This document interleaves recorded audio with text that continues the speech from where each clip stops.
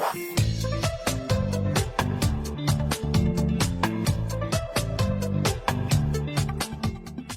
what's going on for you in reading comp? So I think the first thing is my reading speed is quite slow. And then also, I'm actually not really sure what's going on, but like reading comprehension is my section with the lowest score. And I think sometimes I can't get the inference right. And also with the, I don't know, like, I have to go back to the passage to find the detail, but usually I can't find the like right one to eliminate the wrong answers.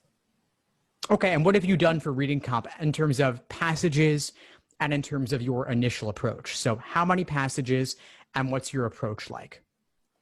So my approach is like I have finish reading the passage and I go to questions, and then looking at the questions, I identify which type of question it is, and then decide if I need to go back to the passage to find specific area to like pick out which one is the right correct answer. Right, so you're reading the passage, going to the questions, going back to the passage and hunting for the information you need.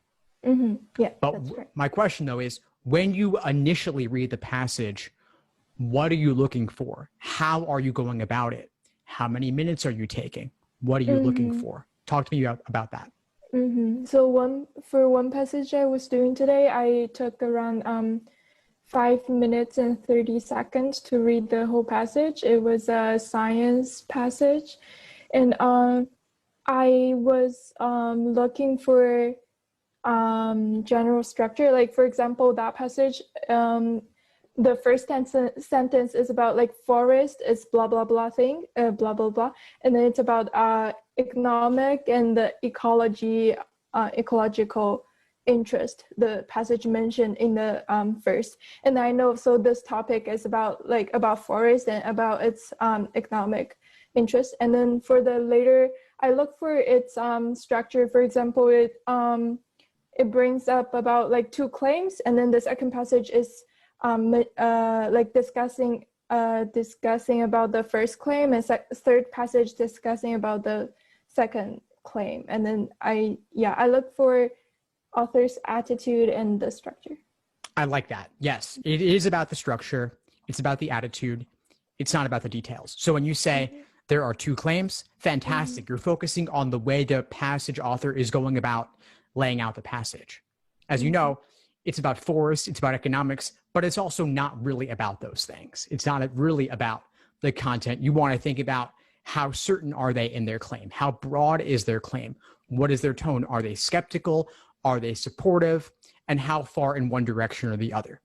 So you're looking at the right things, but you also said to me 5 minutes and 30 seconds just reading the passage. That's now, right. Do you have extra time on the Lsat, or are you limited to the 35 minutes? 35 minutes. Okay, so obviously you want to get that down, right? So 5:30 on the passage read gives you 3 minutes and change on average for about 7 questions. So 30 seconds a question obviously isn't going to be enough. You're going to want to get that down. So your approach sounds pretty good in terms of what you're looking for, but we've got to get it down further. Okay. Now, the question is how, and part of that will simply be practice. What other ways do you think you might be able to shave off time aside from simply practicing more? Maybe like read articles in different like areas, like science, like humanities, different areas. Yeah, I hear that a lot, right? The Economist, Scientific American, people are always saying that, right? When are you taking the Lsat? What's your target test date? I'm taking it in September 2nd, and then I'll take next one either in October or November. Okay, so obviously September 2nd, just a few days away. We're not going to radically change anything between now and then, right? So I'm going to think more about, okay, October, November, so a month or 2 from now. What could you do a month or 2 over the course of the next month or 2? Economist, Scientific American. those are more longer term strategies. That's what I would say to a college freshman who's saying, I'm taking the LSAT 3 years from now. What should I be doing? And I'd say, okay, yeah, do some light stuff to build up. But a month or two from now, you've got nearly 400 released passages. And how many have you done up to this point? How many passages have you completed? I'm not sure. Maybe like 40, not much. Okay, so you've done about 10% of all the passages out there. Mm-hmm. So there's still a lot more available. I wouldn't be going to The Economist and considering that LSAT prep. I would focus on the actual passages. So practice is good. Just reading those with certain key things in mind, like we said, structure. You could think about what's the tone, what's the main idea of those passages, and then read those almost casually, maybe with more time than you have on the LSAT, and then aim to simply walk away with what's the main idea, what's the author's opinion, and how fast can you read a passage and take that away.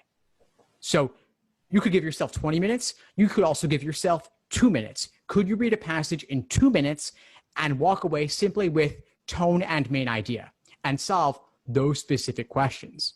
Do that 10 passages in a row, not even bothering with the detailed ones. Because you said you've got a rhythm down in terms of going back and finding those details and quickly skimming for what you're looking for.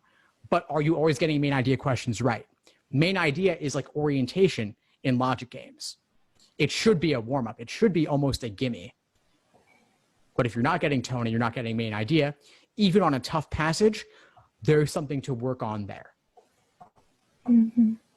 And also there's another type of question called like primary purpose.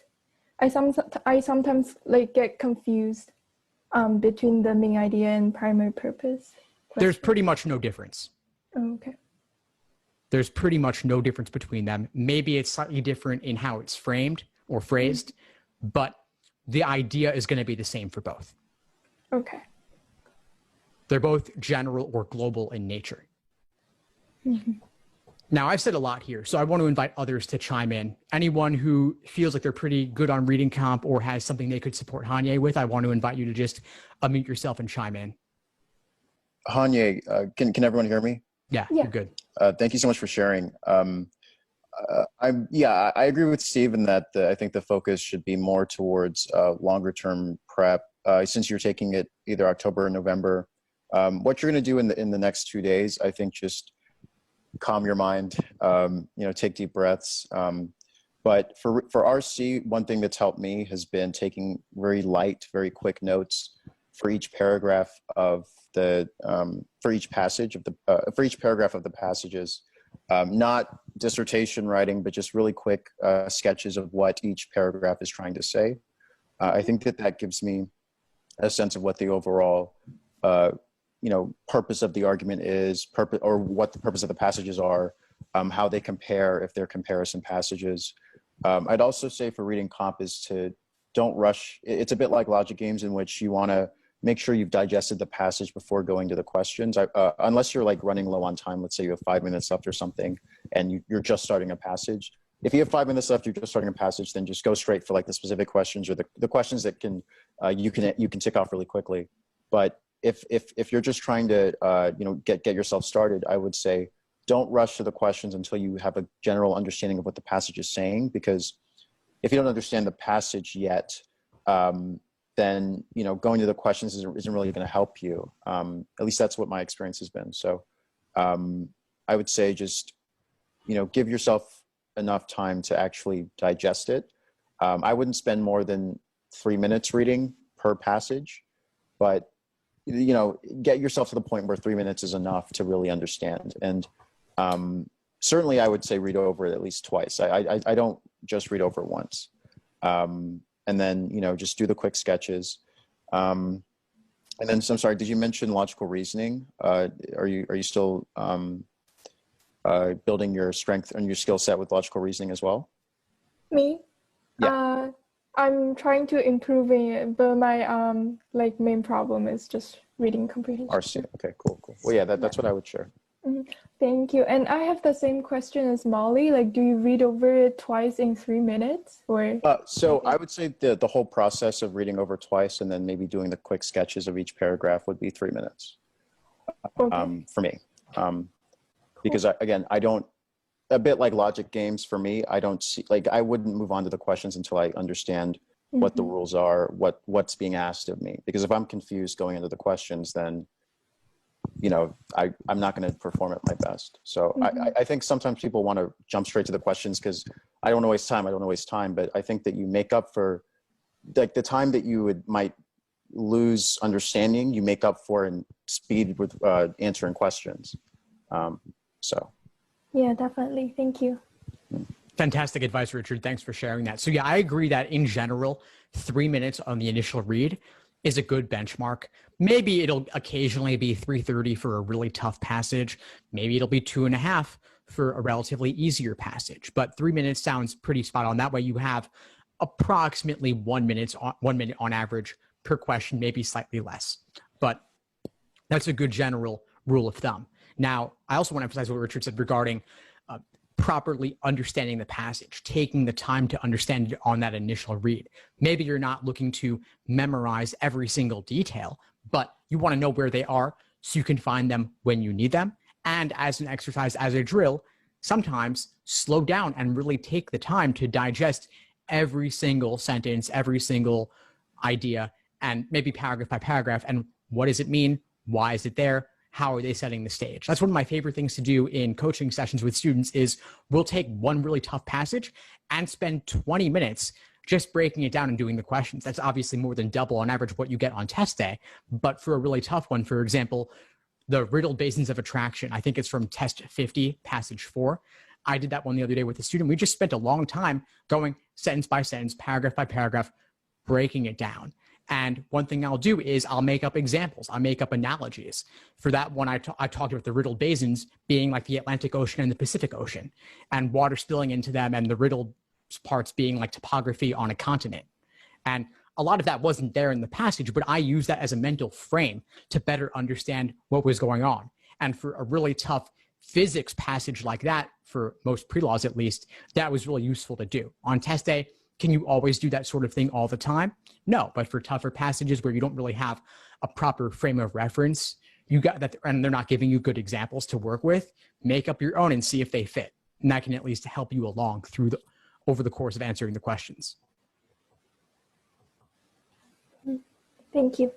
Of course, Tanya. Thanks for joining and sharing what was going on for you.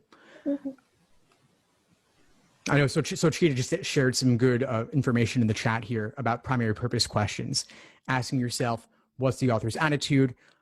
Does the author want to inform the reader about a specific point or provide counter arguments?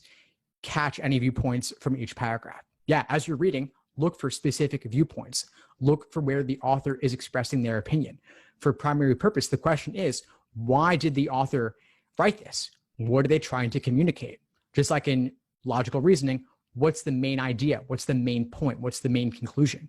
If they could only keep one idea, what would that be? What's the reason they even said all of this in the first place? If you could only have one takeaway, what's that takeaway? That's the primary purpose, and that's also main idea. Same thing.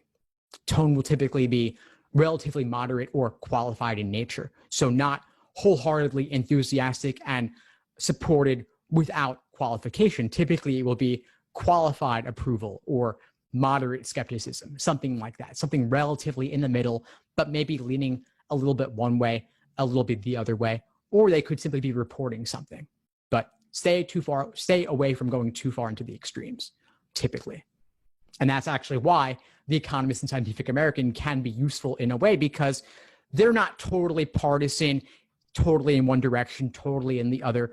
They're usually looking to provide some sort of relatively objective reporting or analysis on something. Can they have opinions? Sure, but they're not going to be too far in one direction or the other. They're fairly moderate, fairly reasonable. Thanks for tuning into the show. Please subscribe if you haven't done so already to be notified of new episodes as I release them. And feel free to reach out if you need anything at all as you move forward with your prep. I'm happy to help however I can. In the meantime, I'll wish you all the best and take care.